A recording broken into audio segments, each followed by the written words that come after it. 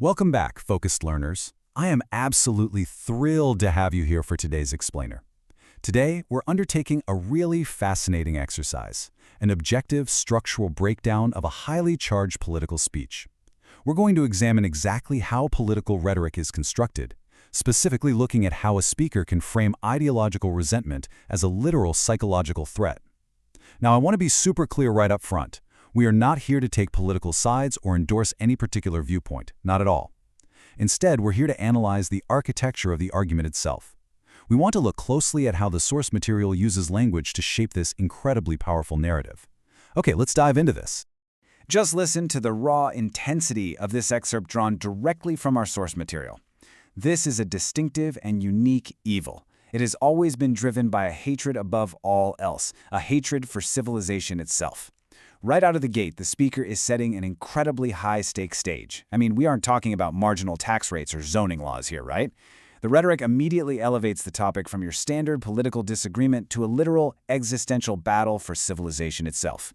It's a powerful hook, absolutely designed to bypass casual listening and instantly grab your emotional attention. To unpack how this argument is built, here is our roadmap for the explainer. We'll cover the psychology of resentment, redefining the radical left, challenging the theoretical utopia, targets of ideological destruction, and finally analyzing the rhetorical impact. Okay, let's jump right into Section 1, the psychology of resentment, diagnosing the underlying motive. The foundational premise of this speech completely bypasses policy and goes straight into a stark psychological diagnosis of the opposition. The speaker draws this black and white dichotomy between the weak and cowardly, those who supposedly cannot build, create, or achieve great things, and the strong and the good, who achieve and build civilization. By framing the conflict this way, radical leftism isn't presented as a political movement at all. Instead, it's framed as a psychological revolt. It's portrayed as a movement fueled entirely by personal inadequacy and a desperate desire to take revenge on the successful. Now, what's really interesting here is how the speaker strategically strips away traditional labels. Words like equality, justice, and liberation, they are redefined entirely as a disguise. According to the text, the core of the movement is actually a poisonous resentment driven by an overwhelming need to tear down what greater men have built. It's a brilliant rhetorical maneuver that takes the opponent's stated moral high ground and completely flips it, labeling it as a mere cloak for ugliness and violence. Moving on to Section 2, redefining the radical left and exploring this umbrella of extremism. Having established that psychological framework, the speaker casts a massive net, grouping a huge variety of movements into a single unified threat: anti-capitalist, anti-imperialist, communist, anarchist, Marxist. Historically, these are distinct ideologies. Actually, scratch that. They're not just distinct. They often actively fight each other over different goals and methods. But the rhetorical strategy here is to lump them all together under one massive umbrella. Have you ever noticed how political language tends to group opposing ideas just to make them an easier target? That is exactly what is happening here. And they justify that grouping with this direct, emphatic quote. But the fundamental character is always the same. It's always the same. By emphasizing this, the speaker successfully flattens incredibly complex, disparate political theories into one monolithic psychological character flaw. If the root cause is always just personal inadequacy and resentment, well then the specific ideological slogans, whether it's Marxism or anarchism, simply don't matter to the speaker's argument. It's all categorized as the exact same threat. Let's move to Section 3 and see how this builds. Challenging the theoretical utopia by reevaluating the old dogma. You've probably heard the old colloquialism that certain extreme ideologies, like communism, sound good in theory but don't work in practice. Well, the speaker outright rejects that old dogma of idealism. In the speaker's view, these movements are the exact opposite of utopian. They do not sound good in theory, and the world they envision is definitely not an ideal society. Instead, it's described as something small, flat, and gray.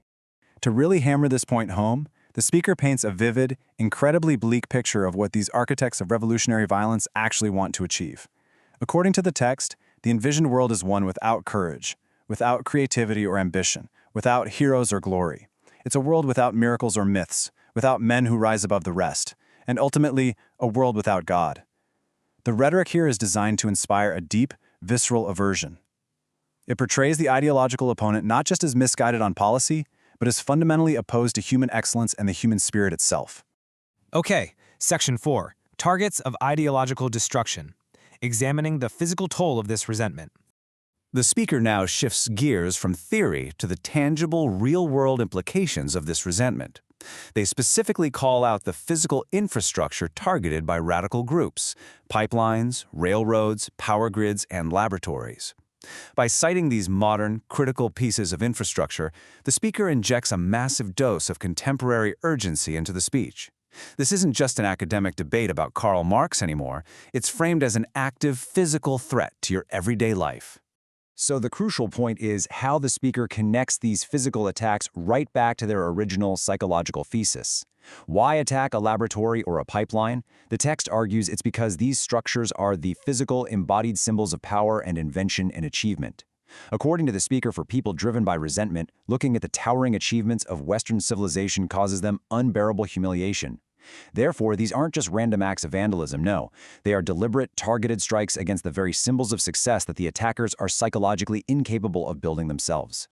Finally, Section 5. Analyzing the rhetorical impact. Let's decode this argument. Stepping back, we can see the ultimate destination of this framing, and this brilliantly illustrates how the speaker culminates their argument in an epic clash. Revolutionary violence, actors choosing to destroy out of unbearable personal humiliation, versus the towering achievement of Western civilization. Notice what's missing from this equation: any sense of legitimate political grievance whatsoever. By framing modern terrorism and radical leftism strictly in these psychological terms, the speaker removes any need to debate actual policy. It's framed entirely as a clash between civilization and pure envy. Which leads directly to this concluding summary from the source. They despise the West because the West is great. It is an incredibly potent rhetorical device. It neatly wraps the entire complex, multi-layered thematic deconstruction we just went through into one easily digestible, highly memorable, and highly polarizing takeaway. It validates the audience's pride in their civilization while completely delegitimizing the motivations of their political opponents. Which leaves us with this final, thought-provoking question to ponder. How does framing an ideology primarily as a psychological threat change the way we debate politics? When we define our political opponents not by their policies but by their perceived psychological flaws, does it clarify the true nature of the conflict, or does it make actual democratic debate impossible? It's a crucial question for anyone looking to navigate modern political polarization. Thank you so much for joining me on this Explainer Focus, learners. Stay curious, keep analyzing the structures behind the arguments, and I'll catch you next time.